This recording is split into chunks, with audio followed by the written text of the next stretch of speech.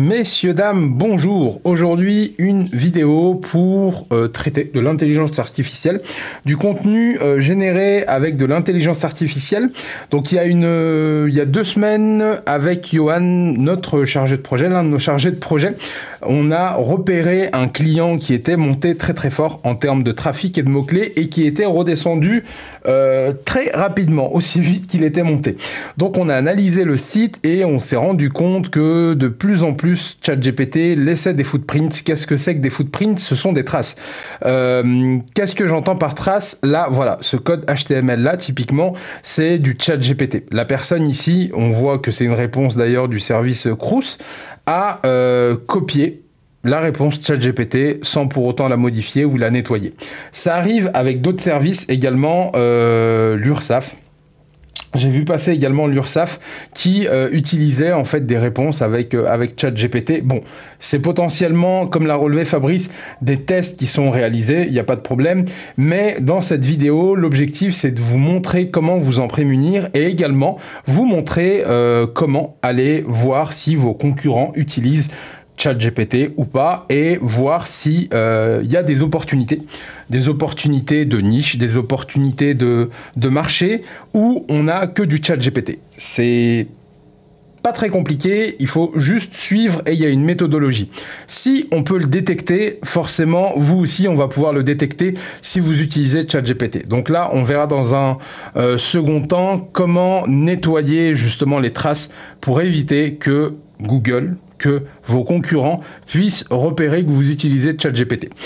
Sur le moteur de recherche Google, j'ai tapé ceci. Donc, Data End, qu'est-ce que c'est? C'est les traces en fait que vont laisser ChatGPT, les moteurs de recherche ChatGPT et d'autres potentiellement, mais là en l'occurrence on parle de ChatGPT, c'est ce bout de code HTML. Quand on fait une requête sur ChatGPT, la réponse contient data start ou data end. Donc là, l'idée, c'est de rechercher sur Google, de lui dire « Trouve-moi où il y a data end » plus dans l'URL, trouve-moi une URL avec collection, plus trouve-moi dans le texte, ajouter au panier.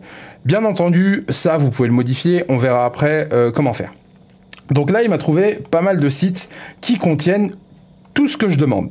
Et là, pourquoi faire ça, hein, vous allez me dire.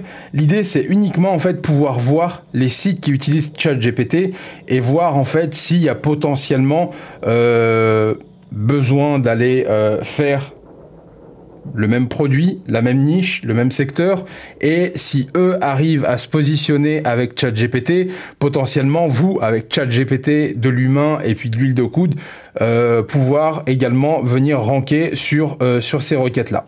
Donc là, on voit que Bertil utilise ChatGPT, bon, pas sur l'ensemble du site, j'imagine, parce que ça rank plutôt bien. Ici, hop, on a, et comment, après, derrière, localiser les pages qui utilisent ChatGPT, on va tout simplement revenir ici, afficher le code source de la page, CTRL F, data-end ou start, et là, comme on peut le voir, pas mal de data end et start, mais qui ne sont pas visibles. Après, à vous de voir, d'analyser, de faire votre propre R&D, recherche et développement, et voir ce qui est possible de faire. Ici, on a le même site, hein, Bertil. Donc, on va continuer.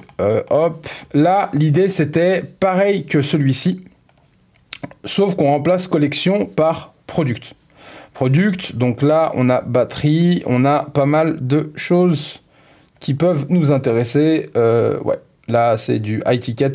Donc, high-ticket, qui dit high-ticket, bah forcément, pas grand monde va venir se nicher et s'intéresser à ce secteur-là, à ce produit-là. 95 referring domaine, on a du trafic, beaucoup de trafic, et peu ou pas de backlink, ouais, peu ou pas de backlink, en tout cas, ça pourrait être intéressant pour des produits en fait qui sont, ouais, là, qui sont assez high ticket, mais qui restent électroniques et assez problématique par la même occasion. Donc là, on a du data end un peu partout. Donc voilà, c'est la preuve qu'il utilise ChatGPT.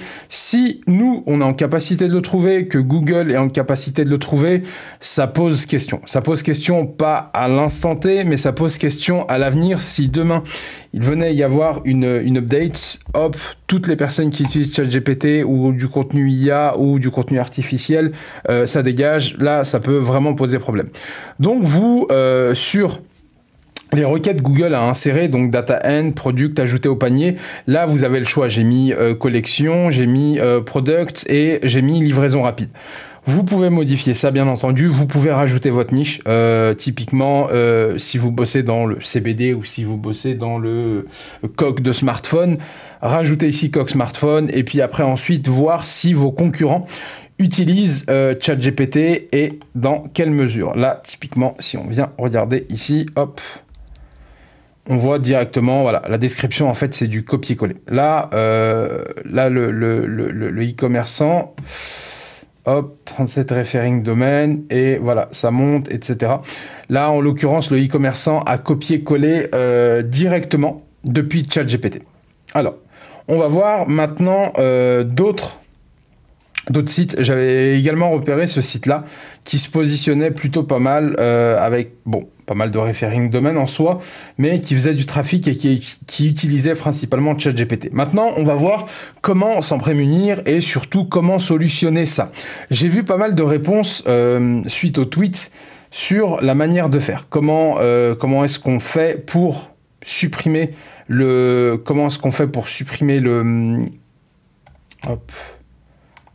Ici, comment est-ce qu'on fait pour éviter de garder et supprimer les footprints, les traces que vont laisser ChatGPT? On a plusieurs manières de faire. Hop, je vais vous montrer. Donc là, j'ai demandé à ChatGPT, génère une description pour le produit café 250 grammes. Donc là, il m'a généré.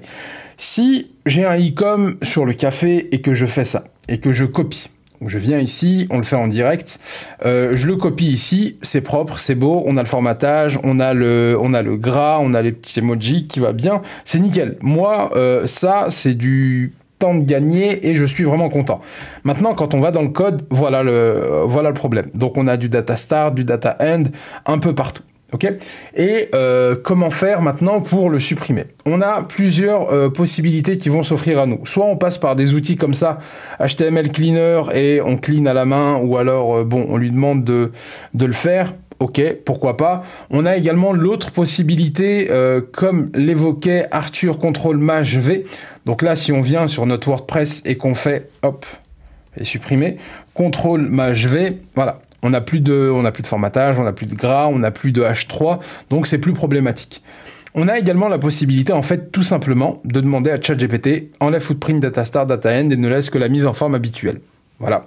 Donc on l'a fait, et il nous l'a donné, et là, si on vient et qu'on fait copier le code, qu'on se rend dans le code, qu'on vient ici, qu'on colle, donc on n'a plus de data start, data end, et là, on a le nécessaire. Si via un prompt, on est capable de le faire. Vous pouvez également vous créer un outil, ou alors on créera un outil et on le mettra à votre disposition pour ce faire. Maintenant, je déconseille vivement d'utiliser ce genre d'outil. Pourquoi? Dans le passé, il y a 5-6 ans, plus, moins, on a un outil comme ça, en fait, qui permettait de nettoyer le HTML et qui rajoutait, en fait, un petit lien, un petit backlink planqué et vraiment, vraiment bof. Après, qu'est-ce qu'ils font des données? Pareil, assez bof. Donc là, vous avez l'opportunité, la possibilité, que ce soit avec ChatGPT ou que ce soit avec Claude, de créer un outil, faites-le. Claude, quant à lui, laisse également des footprints. Hop, là, je viens, je copie. Je reviens ici sur mon site et je colle. CTRL-C, CTRL-V. Donc là, pareil, on a des classes. Ok, on va me dire peut-être que c'est pas des footprints, etc. Maintenant, la problématique, c'est que si on vient rechercher également ces classes-là, on est en mesure d'identifier ce que Claude produit et ce que Claude génère. Donc voilà pour la partie nettoyer son code. Facilement, rapidement, sans perdre la mise en forme. Et surtout, si vous êtes concerné, prenez le temps de le nettoyer et surtout de également de pouvoir travailler vos pages. Une page qui va ranker, par exemple, si cette page-là vient utiliser ChatGPT, vous avez repéré que votre page utilise ChatGPT, allez directement dans la Search Console, regardez les mots-clés sur lesquels vous rankez, sur lesquels vous vous positionnez, et via ChatGPT, et puis après derrière une relecture et une correction à la mano hein, de votre part, ajoutez des mots-clés, augmenter le contenu ou alors diminuer le contenu de votre site, mais faites passer le message à Google que vous avez modifié le texte, que vous l'avez amélioré, et ensuite, après, derrière, essayez de faire ça avec l'ensemble en fait des pages qui sont concernées par les footprints. Donc voilà pour aujourd'hui. N'hésitez pas si vous avez des questions, n'hésitez pas si vous voyez que votre site monte et puis descend ou alors tout simplement que vous avez besoin de backlinks. On reste à votre disposition. Bonne journée à vous et à très bientôt.